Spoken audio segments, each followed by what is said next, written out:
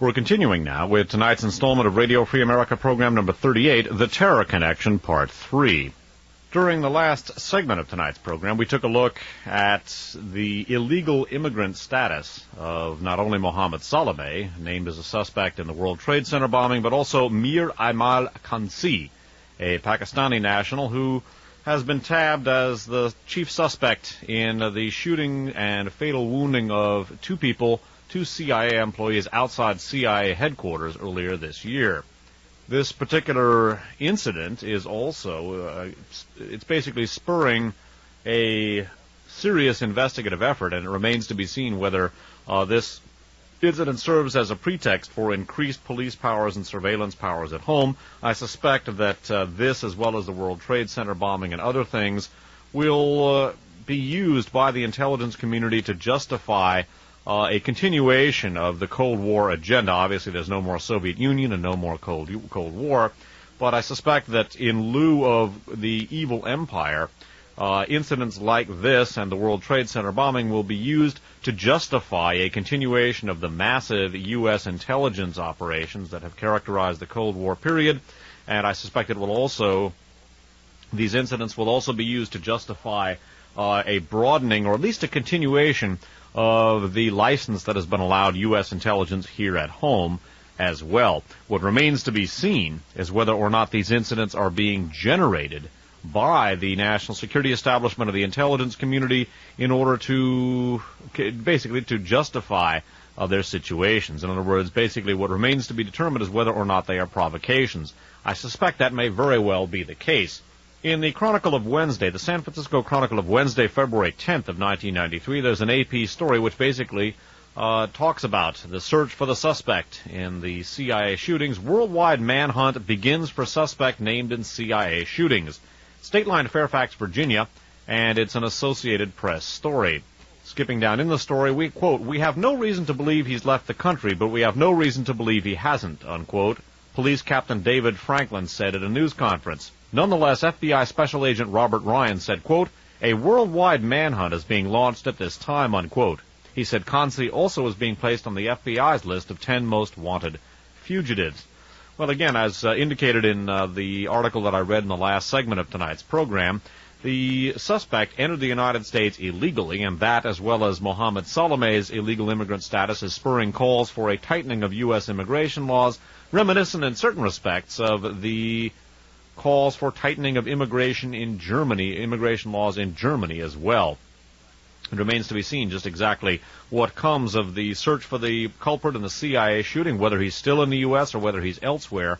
But that's among the incidents that I think we need to take a look at, and I suspect that it may be one element of a concert of events which may be being coordinated by the terrorist-connected, the explicitly fascist elements of our national security establishment.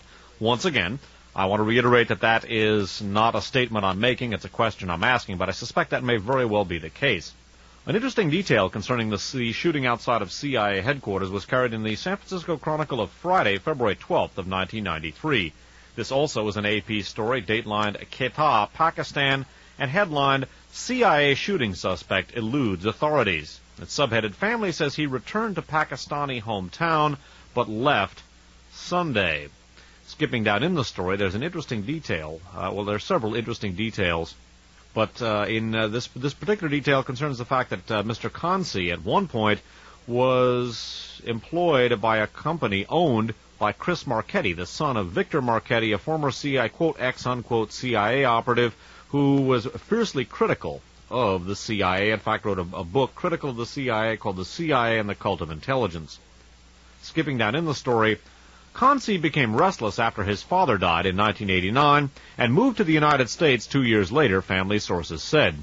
He occasionally called home, but never revealed where he was living, they said.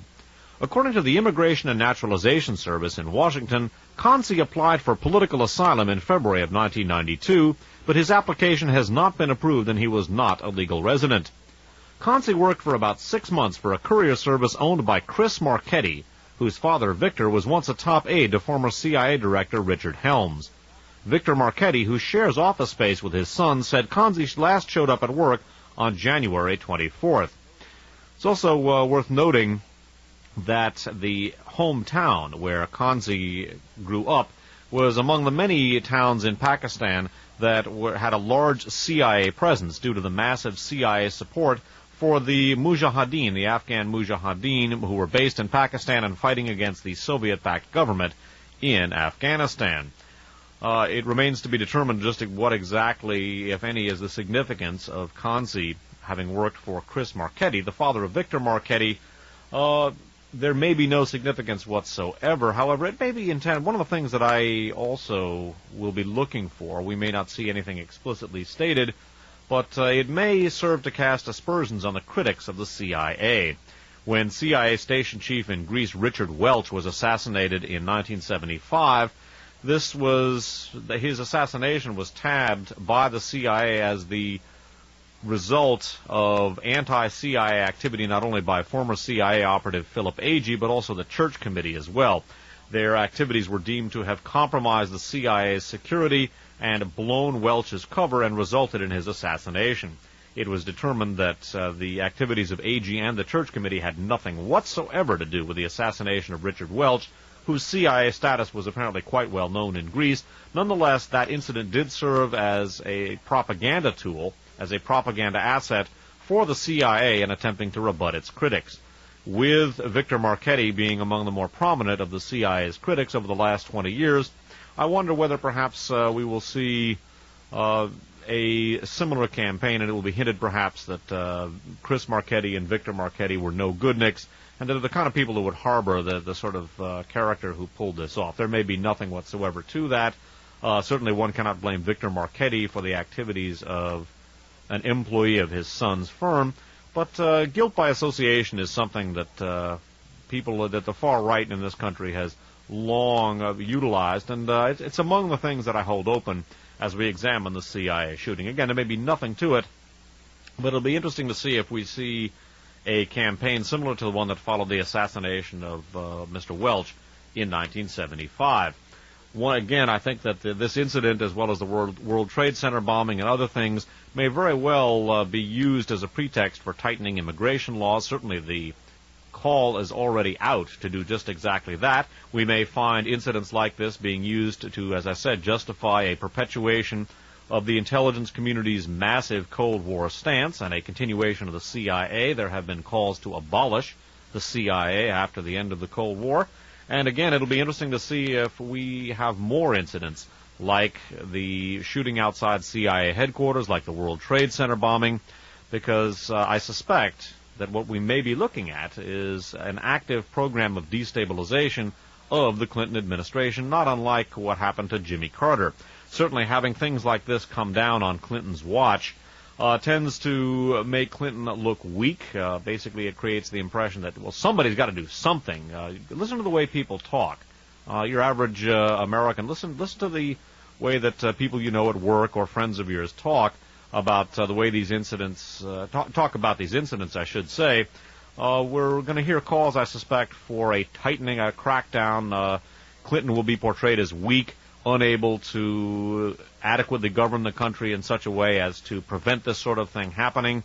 Jimmy Carter was portrayed as a wimp in a similar context, and it'll be interesting to see if we see Bill Clinton being portrayed as a weakling because of his inability to stop all these illegal immigrants and these terrorists and these no-goodniks perpetrating things like the shooting outside CIA headquarters and the World Trade Center bombing. And again, right the week after Clinton was elected, I warned that the national security establishment, which blew John Kennedy's brains out, which destabilized Jimmy Carter's administration, and which has successfully overthrown innumerable foreign governments, as well as maintained a similar situation here at home. Basically, anyone who has challenged the status quo in the United States has either been effectively discredited or neutralized, like Jimmy Carter, or violently eliminated, like John and Robert Kennedy, Martin Luther King, and a great many other people.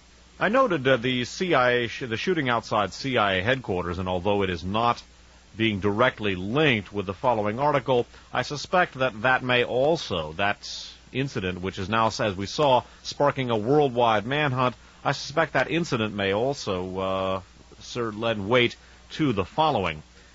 I've seen a lot of outrageous articles, a lot of outrageous things over the 20 years that I've been doing political research and the 14 years that I've been on the air. None more outrageous than the following. In the San Francisco Chronicle of Wednesday, February 10th of 1993, there was a Washington Post story, Dateline Washington, and headline, Wider Law Enforcement Role for CIA. It's subheaded, Agency's Shortcomings in Iraq Loan Scandal Prompted Changes. It reads in part, the CIA's mishandling of information about a bank scandal involving loans to Iraq has led to internal changes that will give the agency an enhanced and possibly controversial role in future U.S. law enforcement activities, according to CIA officials and independent experts. The changes are aimed at breaching, without destroying, the political and bureaucratic barriers that have prevented the intelligence agency from assisting domestic law enforcement investigations. The barriers were erected to prevent the CIA from becoming involved in spying on U.S. citizens at home, which it is generally barred by law from doing. I would interject, it may be barred by law from doing it, but that certainly has not stopped it in any way. Again, it was the evidence strongly suggests that the intelligence community was deeply involved in the support for Saddam Hussein. One of the things that we looked at in the past, and an article written by Harry Martin of the Napa Sentinel, was a discussion of the arming of Iraq, the arming of the Afghan Mujahideen, and the arming of Iran as part of the same operation. The three phases of the operation were called Magdalene, Magellan, and Michelangelo. Michelangelo referring to the arming of Iran. I do not know which of the other two referred to the Afghan Mujahideen and Iraq. We have seen in the past, in various archive shows, that many of the same U.S. intelligence fronts that were used in the Iranian weapons transfers as part of the Iran-Contra scandal were also used to help arm Iraq as well. The Stibom and Valsella Meccanotecnica operations in Italy being two of them.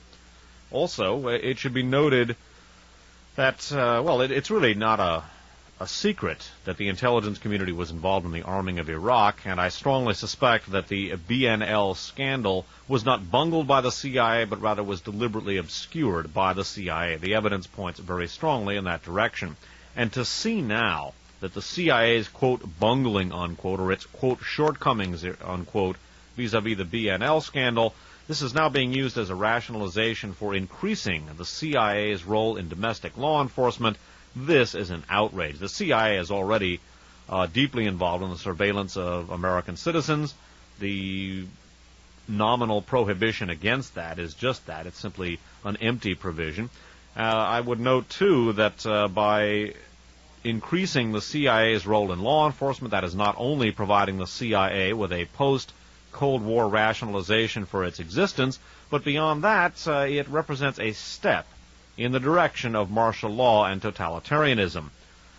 Against the background, the things that I'm discussing not only this evening, but in the other installments of Radio Free America 38, should be seen against the background of America's long-term economic and financial situation. As I have described so often, in the 1980s, the U.S. became a debtor nation, now the world's biggest debtor nation. From 1917 through 1980, the U.S. was the world's biggest creditor nation. We were owed more money than any nation on earth. We now are the world's biggest debtor nation. We owe more money than all of the third world countries combined. The savings and loan scandal is going to cost U.S. taxpayers anywhere from $500 billion to $1.4 trillion, depending on which estimate you believe. The lower estimate, $500 billion, is approximately the cost of the Second World War. Updated to contemporary dollars, the commercial banks are in very bad shape. They've enjoyed enormous profits in the last 6 months, or actually in the last couple of years, last quarter in particular. That is due to the difference between long-term and short-term interest rates, which for the time being anyway, that difference is considerable. I would note that that is not going to remain that way forever, and the commercial banks are in a situation not unlike the situation of the savings and loan industry in the late 1970s. So the long-term prospects for the commercial banks, I think, are to be viewed as very, very serious. The prognostication by various banking experts that the loosening of bank regulations that took effect in December of this past year would perhaps lead to increased bank failures. That has not, thank God, come true. But the long-term prospects for the U.S. Financial system are very grave indeed. There's also enormous corporate debt from the leverage buyouts of the 1980s and the go-go financing of the 1980s. There's enormous consumer debt. The insurance companies are also in very bad shape. And I would note that the insurance companies insure most of the money market funds. They are privately insured. So if the insurance companies go down, I should say, a lot of other things are going to follow. The long-term economic prospects for this country are very, very bad. The U.S. industrial base is being eroded as U.S.-based corporations move manufacturing facilities abroad. And I do not know exactly when it is going to happen. And I tend to suspect that there will not be a dramatic economic collapse along the lines of the stock market crash in 1929.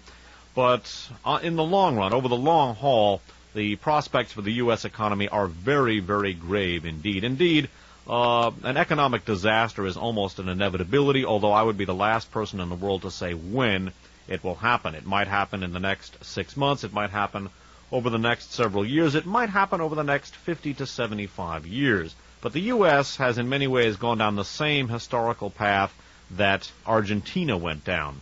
At the turn of the century, in the late 19th and early 20th centuries, the country of Argentina was among the wealthiest on earth. The phrase rich as an Argentine became something of a cliche, but Argentina basically pursued extremely irresponsible fiscal policies, not unlike what the U.S. has done, and the situation in Argentina became so grave that by the early 1980s, the inflation rate was so high that workers were being paid twice a day because in a half a working day, the buying power of their wages was significantly reduced due to the enormous rate of inflation.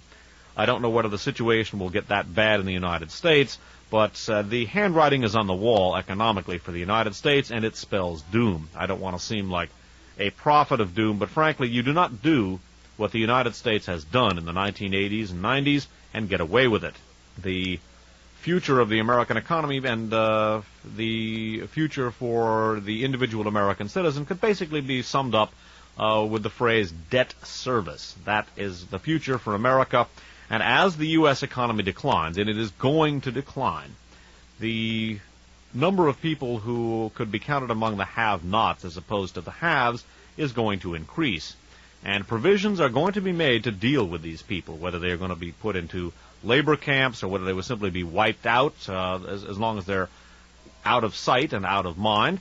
I do not know, but I will guarantee you that the economic decline of this country, whether it is precipitous or, as I suspect, whether it is gradual, the economic decline of this country is going to produce severe social dislocation. That severe social dislocation is going to produce political unrest, and the provisions are now being made, in my opinion, and I should add that this is by no means my opinion alone, to deal with that political unrest.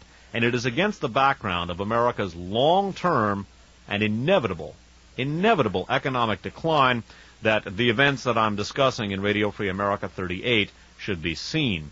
As I cite the national security establishment's counter-terrorist infrastructures and their past history of being used to bypass the machinery of democracy in the Iran-Contra scandal, and as I cite the continued existence of these infrastructures, note again that among the infrastructures that grew out of the recommendations coming out of the Vice President's Task Force on Terrorism, note that the martial law contingency plans with the plans to round up and deport terrorist aliens are among those provisions. And at some point in the future, I don't know whether we're talking about 6 months from now, 5 years from now, or 50 or 75 years from now, at some point in the future, those infrastructures, if they are allowed to continue to exist, will be used to eliminate all vestiges of American democracy in this country, perhaps in response to a series of incidents, perhaps in response to one large, quote, unforeseen, unquote, incident. But it is against the inevitable economic decline of this country, whether it is gradual or precipitous, that the events that I'm describing this evening and the processes that I have been outlining and detailing in Radio Free America 38 should be seen. Bear in mind, too, that if this seems really off the wall to the uninitiated listener, bear in mind that as we looked at in Radio Free America number 10, which I rebroadcast some weeks back, there was an attempted fascist coup in 1934. Industrialists and financiers, primarily those grouped around the House of Morgan, attempted to overthrow Franklin Roosevelt, and ultimately the coup attempt in 1934 and other coup attempts backed by fascist elements in 1939, those coup attempts were unsuccessful. The coup attempt of November 22nd, 1963 was very successful, and further coups somewhat along the lines of what we have seen in Latin America, at least in certain respects, where one military junta is eventually replaced by an even more virulent junta, by an even more severe junta. That has been a pattern in many Latin American countries, and ultimately I think that is the pattern that we will be seeing in the United States. And the martial law contingency plans that came to light in the Iran-Contra scandal, growing out of the U.S. national security establishment's counter-terrorist infrastructures, those are an absolutely critical thing to be recognized and dealt with, and if they are not recognized and dealt with at some point, they are going to be activated, whether in response to an economic crisis or an environmental crisis or a political crisis, I cannot say. We're going to be discussing that, by the way, next week. For those people who think that this is absolute stuff and nonsense, it should be borne in mind that the military itself is actively debating the efficacy of these things right now, and we're going to be looking at that next week. I refer listeners to an article in the January 1993 issue of The Atlantic called Colonel Dunlap's Coup, which we're going to be dealing with next week. Hopefully we'll get to it next week, if not in weeks following. But as we examine the long-term prospects for the United States, the wider domestic law enforcement role for the CIA is something which I find very ominous, and the fact that this is being rationalized as necessary because of the agency's shortcomings in the Iraqgate scandal, the BNL scandal, that is absolutely outrageous. But note, again, that we are now seeing a provision being made, or at least advocated, for a wider domestic law enforcement role for the CIA. That is a significant step toward martial law. In a number of three different times in 1993, I've interviewed Farah Mansour, an Iranian and a member of the Iranian resistance who has done some truly historic research, some landmark work, indicating that the Iran-Contra scandal proper and the October surprise, the apparent deal cut between the Reagan-Bush campaign and the Khomeini forces in Iran to withhold the U.S. hostages taken from the United States Embassy in Tehran in November of 1979 until after Jimmy Carter's humiliation and consequent election defeat were assured, those events themselves grew out of a much deeper and longer-standing pattern of cooperation between the U.S. intelligence community or dominant elements thereof, primarily those elements grouped around George Bush, the Wilson-Turple milieu. The U.S. intelligence community had learned, according to Farah Mansour's historic research, of the Shah's cancer in the early 1970s, specifically in 1974, and they began making provisions then for an anti-communist successor to Khomeini, and they tabbed the Islamic fundamentalists as a suitably anti-communist successor to the Shah of Iran. It should also be noted that the intelligence community has actively collaborated with Islamic fundamentalists in Afghanistan as well, and I would note, too, that part of the legacy of the Reinhard Gehlen organization is a pattern of cooperation between fascist elements, some of which are allied with our intelligence system, and Islamic extremists. This pattern goes all the way back to the Second World War, when Haj Amin al-Husseini, the Grand Mufti of Jerusalem, the first political leader of the Palestinian national movement, Haj Amin al-Husseini was actually a major in the SS and worked very closely with the Third Reich during World War II and became an intimate element of the post-World War II Third Reich, basically the post-World War II Third Reich residua, both those that were underground and those that were overground and working with the U.S. intelligence system. Again, Radio Free America number 22 and the miscellaneous two-part archive series dealing with the fascist third position go into that. And it is against the background of the collaboration between the U.S. national security establishment and the Islamic fundamentalist movements in various countries that I view some of the events that we're seeing. Bear in mind now that rightly or wrongly, Islamic fundamentalists are being implicated in the World Trade Center bombing. I would note, too, that the U.S. financial nerve center, which the World Trade Center is to a certain extent, is not the only financial nerve center which has been bombed recently. Reading now from the San Francisco Chronicle of Saturday, March 13th of 1993, yesterday. This is a Chronicle Wire Services story, dateline Bombay, headlined 13 Bombs Rip Bombay. Reading the first couple of paragraphs. A synchronized series of powerful bomb blasts rocked India's commercial nerve center yesterday, spreading panic in a city still recovering from Hindu-Muslim riots. Nearly 200 people were killed and 1,100 wounded. Thunderous explosions shook skyscrapers, set fire to the nation's largest stock exchange. Again, bear in mind that's similar in some ways. Now, Wall Street wasn't bombed, but the commodities trading center in New York City is located in the World Trade Center, and numerous brokerage institutions also had offices there. Reiterating what I've read so far in this article, a synchronized series of powerful bomb blasts rocked India's commercial nerve center yesterday, spreading panic in a city still recovering from Hindu-Muslim riots. Nearly 200 people were killed and 1,100 wounded.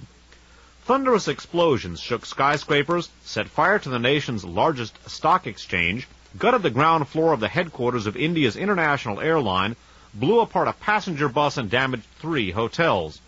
An official spokesman put the death toll at 197. No group stepped forward to claim responsibility for the 13 blasts, which detonated from the southern financial district to the northern suburbs in a 75-minute period, and authorities gave no indication that they knew who carried them out.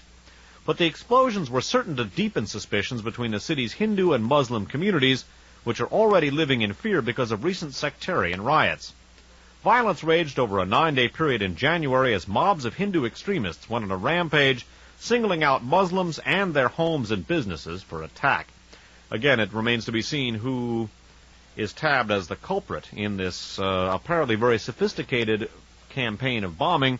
But once again, I suspect we will see Islamic fundamentalists or Muslim extremists, whatever term you want to use, tabbed as the culprits here, and look for Islamic fundamentalism to perhaps, at least to a certain extent, replace the evil empire, the now extinct evil empire, as the justification for continued large military budgets in the United States and the continuation of a vast military structure along the lines of the one that we have coming out of the Cold War, much as the incidents like the World Trade Center bombing and the shooting outside of CIA headquarters, whatever the true nature of those incidents, and I suspect they both may be provocations, but whatever their true nature, those incidents are sure to provide justification for the continuation of a massive intelligence apparatus in this country along the lines of what grew out of the Cold War.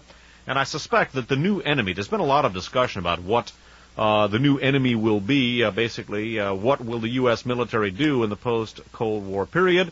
And a lot of people have wondered what the Pentagon will do to try and justify continued enormous budgets.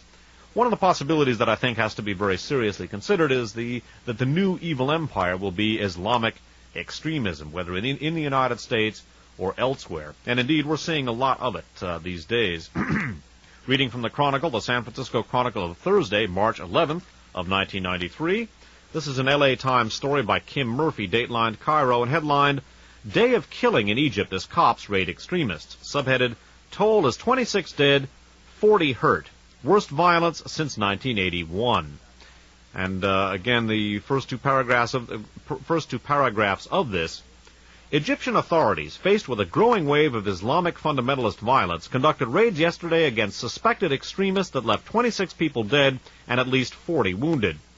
The death toll, which resulted from a series of shootouts at extremist hideouts in and around Cairo and at a fundamentalist mosque in the southern city of Aswan, was the biggest in a single day since the abortive Islamic uprising that followed the assassination of President Anwar Sadat in 1981. So once again, we see the Sadat assassination coming back into play, or at least coming back into mention here.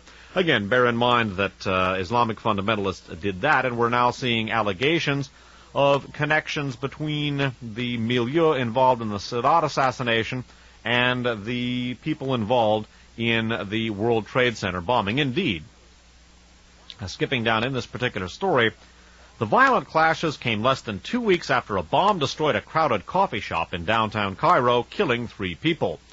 The homemade explosive, packed with nails, blew up on the same day that an apparent follower of Egyptian fundamentalist cleric Omar Abdul Rahman was accused of helping to detonate a truckload of explosives at New York's World Trade Center. And I find it interesting that this bomb being attributed to a follower, this basically being the perpetrator of this explosion, is maintained here to be a follower of the same Omar Abdul Rahman that was attending the mosque that Mohammed Salameh was attending.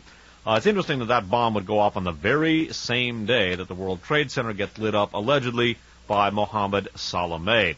And again, I suspect that whether or not Salameh and this Nidal Ayad were actually involved, and whether, in fact, Omar Abdul Rahman was implicated in the background of some of these things, I suspect that these incidents may that is to say the World Trade Center, may very well be a provocation. And given the track record of significant elements of U.S. intelligence having been involved with international terrorism, given the track record of the U.S. national security establishment and intelligence community's involvement with Islamic fundamentalism in the past, the wave of bombings that struck the commercial nerve center in India, in Bombay, much as a commercial nerve center in New York, the World Trade Center, was bombed, I suspect that these incidents, the bombing in Cairo, which took place on the same day as the World Trade Center went up, the World Trade Center bombing, the bombs in India, in Bombay, which I suspect are going to be laid at the doorstep of Islamic fundamentalists or Muslim extremists, I suspect these incidents may very well be connected, and that they may very well be connected to our national security establishment. Note also, again, that Mohammed Salameh and Mr. Kansi, the suspect that has been named in the CIA headquarters shootings, they were both illegal immigrants. Mr. Kansi is from Pakistan, a site of active U.S. support, a site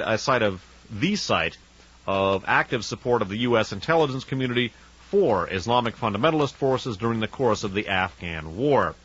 So again, these various incidents seemingly disconnected. They may be isolated incidents, but I suspect that they are connected, and I suspect that we are looking at basically the counter-terrorist infrastructure of our intelligence system at work.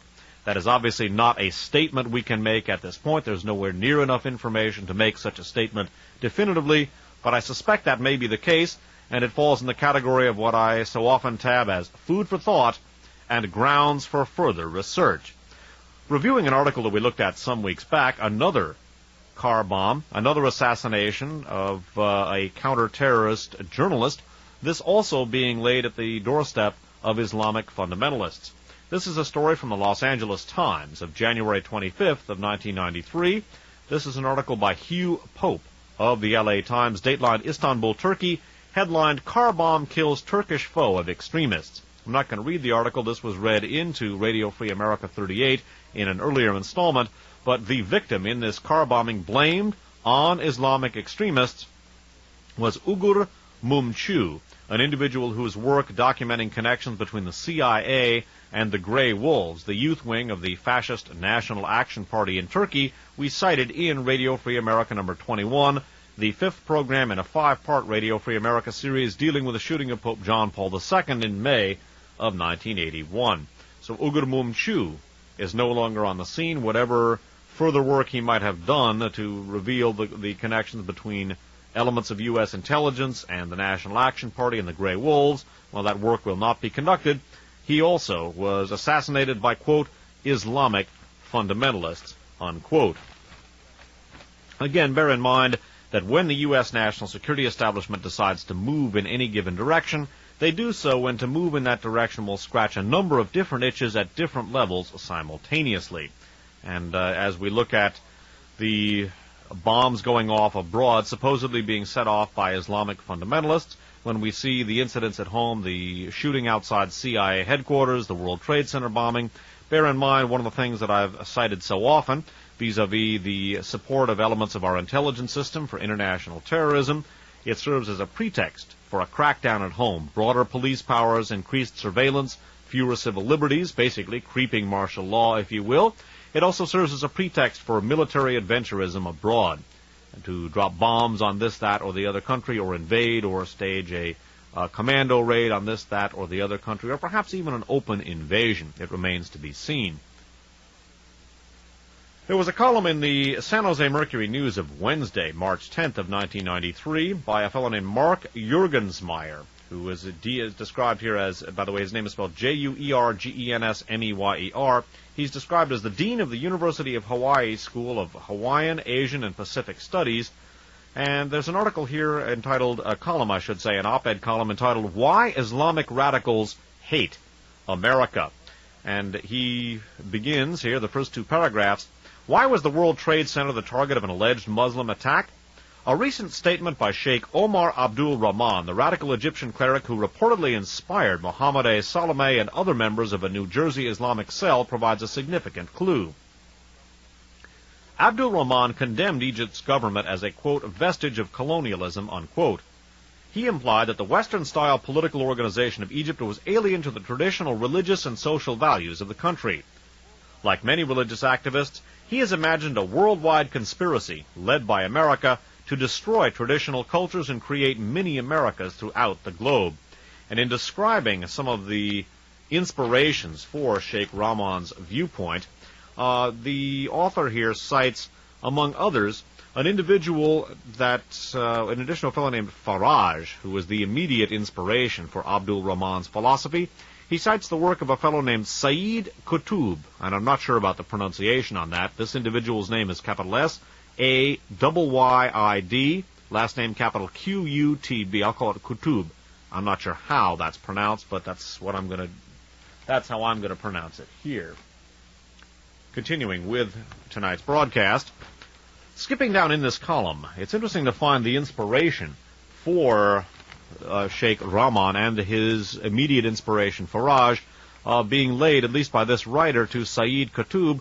He was an individual who began his activities and his support for terrorism in Egypt in the 1950s. And Egypt in the 1950s is a place where we have visited research-wise before.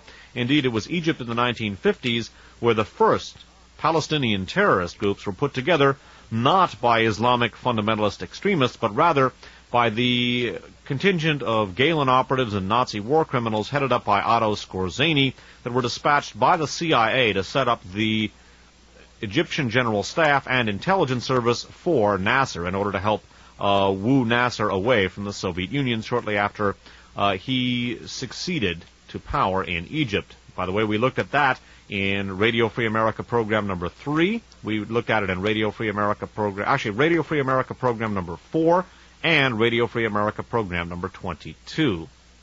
No, actually, we 3, 4, and 22 contained that information.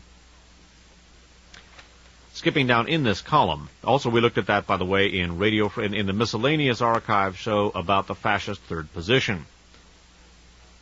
If people would like to find a printed source for that, there are a number of them. The book Galen, Spy of the Century by E.H. Cookridge, the book Skorzeny, Hitler's Commando by Glenn Infield, also a cover story on the May 1987 issue of Mother Jones magazine authored by Kevin Coogan and Marty Lee. Skipping down in this particular column of the work of Sayyid Qutb in Egypt in the 1950s, Faraj and Abdul Rahman were influenced by the thought of Sayyid Qutb, an earlier Muslim writer in Egypt who also identified Western culture as the great enemy of Islam. Qutb wrote a series of pamphlets in Cairo in the 1950s, and like Faraj was implicated in political assassinations and executed. Although he was not as explicit as Faraj in indicating acceptable techniques of terror, Qutb laid the groundwork for Faraj's understanding of jihad as an appropriate response to the advocates of Western culture and modern society. Specifically, Qutb railed against those who encouraged the cultural, political, and economic domination of the Egyptian government by the West. Qutb himself had spent several years in the United States studying educational administration, but this experience only confirmed his impression that American society was essentially racist and that American policy in the Middle East was dictated by Israel and what he regarded as the Jewish lobby in Washington. Alarmed at the degree to which the new government in Egypt was modeled after Western political institutions and influenced by Western values, Qutb wrote a widely circulated pamphlet, quote, "This Religion of Islam," unquote, which advocated a radical return to Islamic values and Muslim law. What it'll be interesting to learn is whether or not there was any connection between some of the forces grouped around the Skorzeny contingent in Egypt in the 1950s, which was in touch, as we've looked at in our program about the fascist third position, which was in touch with the people who were grouped around Haj Amin al-Husseini, who had worked for the SS during World War II. I wonder, and this is pure speculation and should be understood as just that, I wonder whether perhaps Saeed Qutb at some point had come in contact with the Skorzeny-Galen CIA contingent, which basically provided the springboard for the generation of, quote, Palestinian terrorism, unquote. If you can find it, by the way, there's an interesting book called From Cairo to Damascus, which is authored by John Roy Carlson, the pen name for an anti-fascist writer and researcher named Arthur Darunian, whose best-known work was Undercover, a book you still can find, even though it was published in 1943.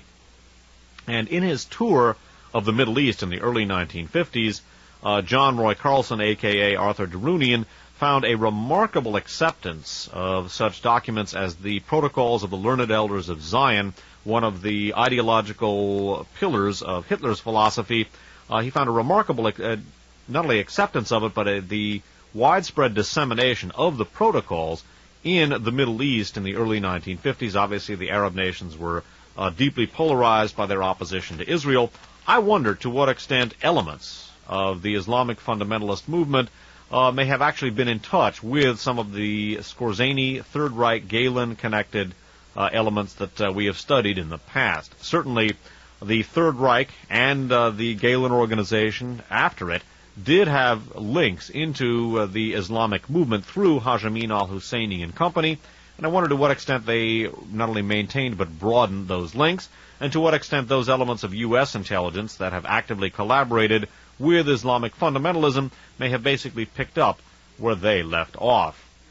An op-ed column appeared in the New York Times of Thursday, March 4th of 1993. This was authored by writer Robert Stone. It's called The New Barbarians, and it's Dateline Baltimore. It reads in part as follows. Put yourself in the mind's eye of the bomber, whoever he is. It's likely to be... Put yourself in the mind's eye of the bomber. Whoever he is, it's likely he first viewed the city from the air, looked out and saw the twin towers mirroring each other's dizzying rise.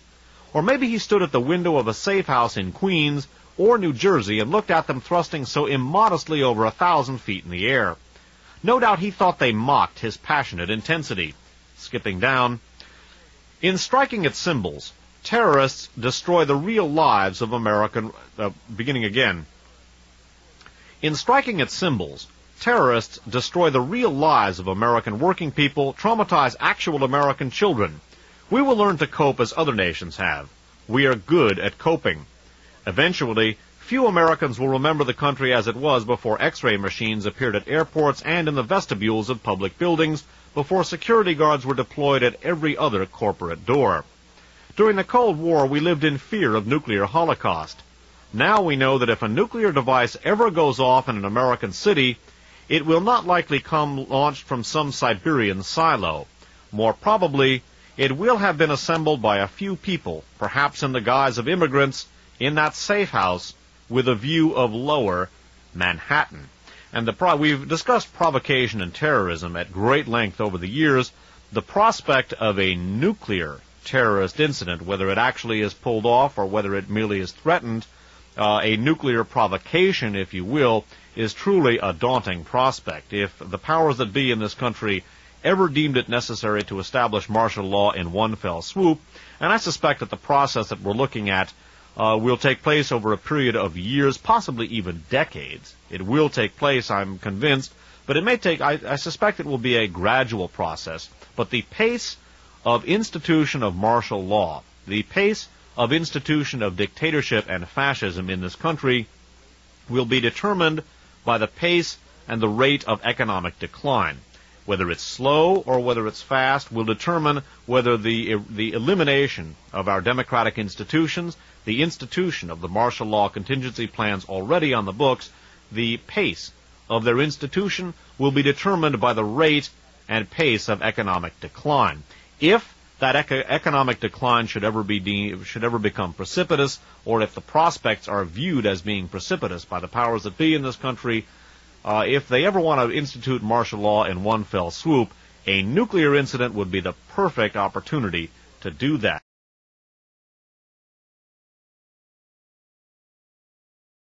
Intelligence.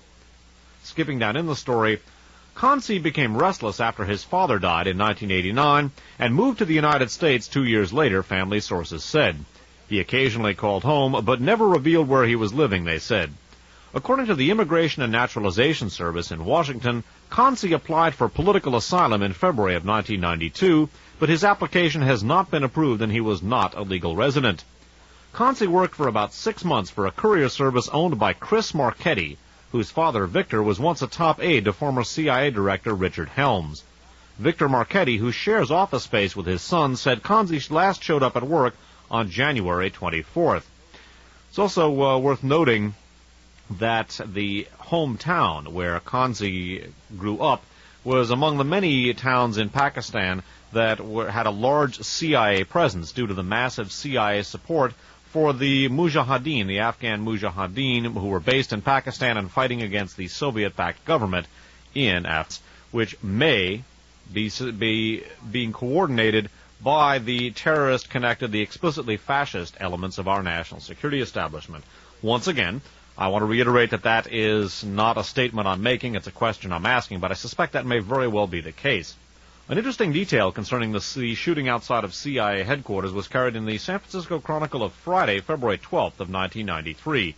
This also is an AP story, datelined Quetta, Pakistan, and headlined, CIA shooting suspect eludes authorities. It's subheaded, family says he returned to Pakistani hometown, but left Sunday. Skipping down in the story, there's an interesting detail. There are several interesting details.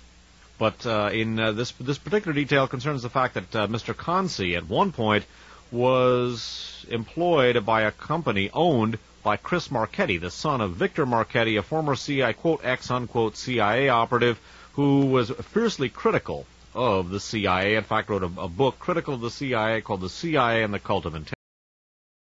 We're continuing now with tonight's installment of Radio Free America program number 38, The Terror Connection, Part 3. During the last segment of tonight's program, we took a look at the illegal immigrant status of not only Mohammed Saleh, named as a suspect in the World Trade Center bombing, but also Mir Aimal Kansi, a Pakistani national who has been tabbed as the chief suspect in the shooting and fatal wounding of two CIA employees outside CIA headquarters earlier this year. This particular incident is also, it's basically spurring a serious investigative effort, and it remains to be seen whether this incident serves as a pretext for increased police powers and surveillance powers at home. I suspect that this, as well as the World Trade Center bombing and other things, will be used by the intelligence community to justify a continuation of the Cold War agenda. Obviously, there's no more Soviet Union and no more Cold War, but I suspect that in lieu of the evil empire, incidents like this and the World Trade Center bombing will be used to justify a continuation of the massive U.S. intelligence operations that have characterized the Cold War period, and I suspect these incidents will also be used to justify a broadening, or at least a continuation, of the license that has been allowed U.S. intelligence here at home as well. What remains to be seen is whether or not these incidents are being generated